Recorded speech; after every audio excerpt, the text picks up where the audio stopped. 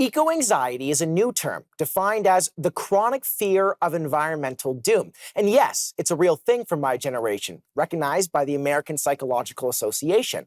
It points to the mental health impact of the climate crisis. But the environment isn't the only source of stress for my generation.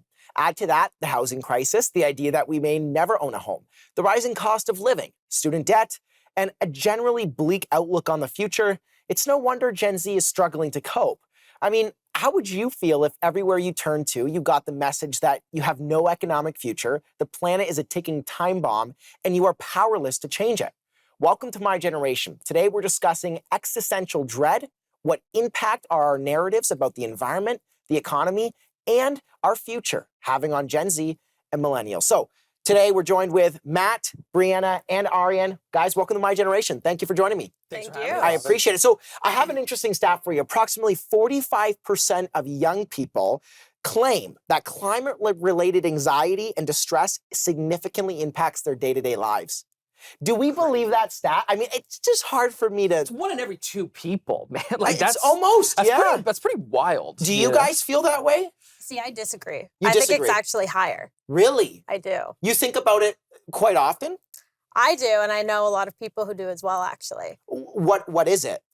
Well, I think it's more the fact, especially students, thinking about, am I choosing a career that I'm actually going to profit from in the future? Will I be able to buy a house in the future with the job I'm going to have? And then so on and so forth. It's actually valid. That's a great point. I even feel that way with my career sometimes, and I'm like, what's the next step? Like, where's the purpose in it? Because money's not the only motivation too, right? Aryan, what do you think? Like, let's weigh in on this. I think it's more parameters as well, because first, if you have to compare generations here, we just have more problems because that's just the way it is. That's our reality. So first, we have to accept it. Next thing would be understanding that we have technology, because of which we get to see much more than we would expect. The other generations didn't have that. So when so much is thrown at a single, at everyone at the same time, I'd say it's more fast-paced, and it takes time for a generation to actually get used to it. Do you feel Gen Z is experiencing more of this than past generations? Oh, yes, 100%. And that's because, first of all, there are many reasons, technology being one. But then at the same time, there are things that are actually happening in the environment much more, which did happen because of the previous generations. Right. And that's affecting us at the same time. So. That's a valid point to make. Now, is eco-anxiety or climate anxiety, you could coin it 2 different ways, is that a primary cause for hopelessness amongst our generation? What do you guys think? I think it could be. You think it could be? Yeah. Is it for you?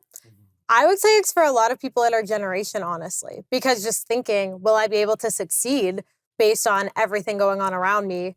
Will what I'm doing be enough? I feel like the Gen Z has the biggest uphill battle, which is like, how are we literally going to survive and make money? Whereas beforehand, it's like, you know, it wasn't necessarily like, okay, what am I going to do for a job and how much money am I going to make? It was more about, I feel like, living a well-balanced life, you know? And back then, you know, and the previous generations, you could buy a house for $200,000 in our parents' generation and not have to worry about this. But now it's like, what are we going to do now to survive? Now, I'm curious because, Aryan, how often, like you go to university, how often do you see students experiencing this eco-anxiety of some kind? I mean, they're saying is half of the people talk about it. So I would say for students, the reason they would still partake in conversations like this more than people around them is because there's education there.